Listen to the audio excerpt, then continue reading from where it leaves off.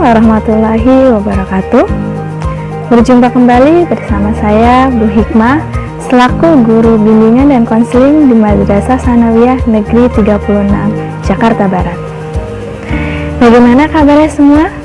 Semoga tetap dalam keadaan sehat walafiat dan tetap semangat menjalankan pembelajaran jarak jauh di masa pandemi COVID-19 ini ya. Kali ini Bu Hikmah akan mencoba menjelaskan bagaimana cara menyikapi belajar online di era pandemi COVID-19. Jika kamu sudah menonton di video sebelumnya yang berjudul Belajar yang Efektif di Masa Pandemi COVID-19, maka penjelasan kali ini merupakan lanjutan dari video sebelumnya. Semoga penjelasan di video kali ini membuat kamu lebih mengerti bagaimana cara belajar secara efektif, belajar secara lebih mandiri lagi, dan bisa mengatur waktu belajarnya lebih tepat sehingga kamu tetap aktif dalam pembelajaran jarak jauh di masa pandemi COVID-19 ini. Di tengah wabah penyebaran virus corona di Indonesia, telah membuat banyak sekolah yang meliburkan proses pembelajaran secara tatap muka langsung, dan sebagai gantinya maka diterapkanlah sistem pembelajaran jarak jauh atau PJJ secara daring ataupun online. Tetapi walaupun sementara kegiatan belajar mengajar di sekolah diliburkan, bukan berarti membuat proses belajar siswa terhenti. Semua itu bisa dilakukan dengan solusi pendidikan berbasis teknologi. Salah satu solusinya telah disediakan beberapa portal belajar sendiri, yaitu Zoom Meeting, buku elektronik, TV edukasi, Google Form, e-learning madrasah, Google Classroom, WhatsApp Group Class, dan YouTube agar proses pembelajaran siswa tetap berlanjut, kapanpun dan dari manapun. Dengan adanya kemudahan fasilitas pembelajaran secara daring ini, para guru dan siswa harus siap beradaptasi dengan perubahan pembelajaran yang diatur oleh sekolah masing-masing. Dan tentunya belajar dapat menjadi lebih bebas, fleksibel, dan dapat diakses dari rumah, serta dapat dilakukan dengan lebih efektif. Lalu, bagaimana pembelajaran daring dan jarak jauh dapat dilakukan dengan efektif? Ada beberapa hal yang penting yang harus kita lakukan. Yang pertama, tetapkan manajemen waktu. Kamu perlu mengatur waktu belajar dengan teratur, di mana waktu belajar yang efektif dan sesuai dengan peraturan dari sekolah, yaitu dimulai dari jam 7 pagi hingga jam 1 siang.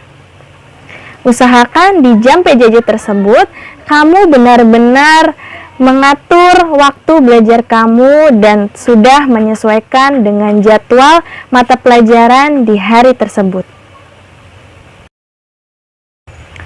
Selanjutnya, kamu perlu fokus dalam mengerjakan tugas yang diberikan oleh guru. Selain tugas, jika guru tersebut hanya memberikan materi saja, itu pun juga perlu kamu pelajari, kamu baca, dan kamu cermati dengan sebaik-baiknya secara fokus. Jadi, baik materi maupun tugas yang diberikan oleh guru, diharapkan kamu bisa fokus mengerjakan dan mempelajarinya dengan baik. Para siswa mesti mengatur sendiri jadwal belajarnya masing-masing. Usahakan kalian mengikuti mata pelajaran sesuai dengan hari dan jam yang telah ditentukan. Itu salah satu cara agar kamu terhindar dari yang namanya bentrok atau waktu yang bersamaan saat mempelajari materi atau sedang mengerjakan tugas. Jika semuanya sesuai dengan jadwal, maka semuanya akan berjalan dengan lancar dan tidak ada kata bentrok. Bagi orang-orang yang belum terbiasa belajar mandiri, biasanya akan mengerjakan tugas-tugas sekolahnya di menit-menit terakhir, batas waktu yang telah ditetapkan. Jangan menunda tugas, agar tidak menumpuk dan keteteran. Oleh sebab itu, biasakan diri untuk belajar dan mengerjakan tugas di awal waktu. Ini merupakan suatu keterampilan yang mesti ditanamkan kepada seluruh siswa yang melakukan sekolah dari rumah secara daring, agar yang mengerjakan tugas dan yang belajar materi yang telah diberikan oleh guru adalah siswanya, bukan orang tuanya. Dan ini tidak kalah pentingnya dan perlu kamu perhatikan, yaitu kumpulkan tugas dengan tepat waktu dan sesuai dengan jadwal yang telah ditetapkan oleh guru mata pelajaran tersebut. Jadi, jangan biasakan diri kamu untuk mengerjakan tugas dengan terlambat, karena itu merupakan hal yang tidak baik dan merugikan banyak pihak. Sehingga ini menunjukkan bahwasanya cara belajar kamu dari rumah atau pembelajaran jarak jauh kamu dari rumah ini belum efektif karena kamu belum bisa mengatur waktu dengan baik dan tepat. Yang kedua, persiapkan teknologi yang dibutuhkan. Para murid harus mengetahui peralatan apa saja yang dibutuhkan untuk melakukan pembelajaran jarak jauh ini. Alat komunikasi dan teknologi lain yang diperlukan seperti komputer, smartphone, atau tablet yang menjadi hal penting yang perlu dimiliki. Lalu, perhatikan juga jaringan sinyal. Usahakan jaringan sinyal di rumahmu itu baik. Selanjutnya, perhatikan penggunaan paket internet atau WiFi. Usahakan semua kuotanya cukup memadai, sehingga semua proses pembelajaran jarak jauh dari rumah berjalan dengan lancar. Yang ketiga, belajarlah dengan serius. Kesalahan yang sering dilakukan oleh siswa adalah tidak fokus ketika melakukan sekolah dari rumah. Selama melakukan pembelajaran yang menggunakan internet dari handphone ataupun laptop, terdapat banyak sekali hal-hal yang mengganggu proses pembelajaran.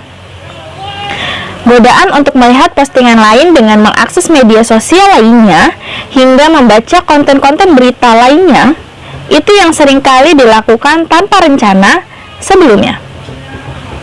Oleh sebab itu, penting sekali bagi siswa untuk berusaha fokus, serius, dan konsisten selama waktu belajar yang ditetapkan. Hindari segala macam hal yang berpotensi mengganggu proses belajar.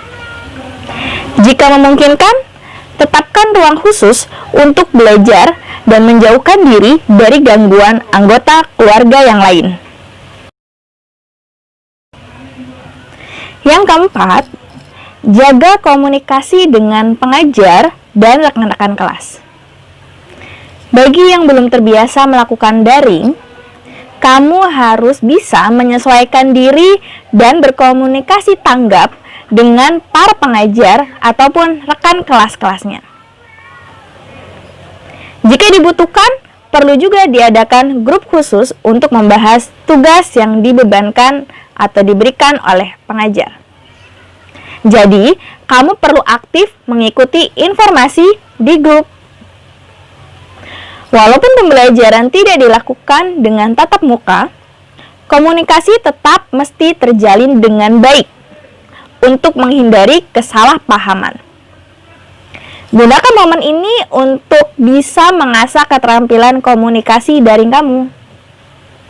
Caranya dengan membaca, menyimak, memahami isi pesan, dan informasi yang diberikan secara teliti. Jadi, jangan asal gusa-gusuh atau jangan asal mengerjakan saja, tetapi baca terlebih dahulu informasinya, baru kamu pahami. Dan baca ulang dengan teliti agar tidak terjadi kesalahpahaman. Jika memang belum yakin dengan hasil tugas yang dikerjakan, segera hubungi pengajar. Lakukan segera untuk menunjukkan komitmen bahwa kita itu serius untuk belajar dan mengerjakan tugas. Karena banyak dari siswa yang masih merasa kesulitan untuk melakukan PJJ, namun jika sudah terbiasa, hal ini malah memberikan kebebasan dan fleksibilitas tersendiri yang tidak ditemui dari kegiatan belajar mengajar di ruang kelas. Apabila ada kendala atau keterlambatan dalam mengumpulkan tugas, perlu dikomunikasikan kepada pengajar. Jadi, berikanlah konfirmasi kepada guru tersebut. Jangan menghilang begitu saja. Nah, selanjutnya, yang perlu diperhatikan lagi adalah menjaga tutur bahasa dalam merespon informasi yang ada di grup dengan sopan. Jangan sampai grup kelas itu tidak dimanfaatkan dengan baik, melainkan malah isinya obrolan-obrolan yang tidak jelas. Nah, diusahakan jaga komunikasi dengan para guru mata pelajaran dan rekan-rekan kelasnya ya. Jadi, di tengah penyebaran virus COVID-19 ini, pembelajaran daring harus serius kita lakukan sebagai alternatif pengganti pertemuan kelas tatap muka secara langsung. Walaupun sebenarnya belajar di ruang kelas bersama guru tidak dapat tergantikan oleh apapun. Setidaknya kita untuk saat ini harus perlu menjaga semangat dan keaktifan dalam melakukan pembelajaran jarak jauh dari rumah. Terus aktif mengikuti informasi yang ada di grup dan terus aktif menjaga komunikasi bersama guru dan rekan-rekan kelasnya. Terima kasih telah menyimak video berikut ini. Semoga video ini bisa membantu kamu agar tetap dan terus belajar lebih efektif dan tetap serius serta fokus dalam belajarnya. Saya akhiri. Wassalamualaikum warahmatullahi wabarakatuh. Salam BK Peduli.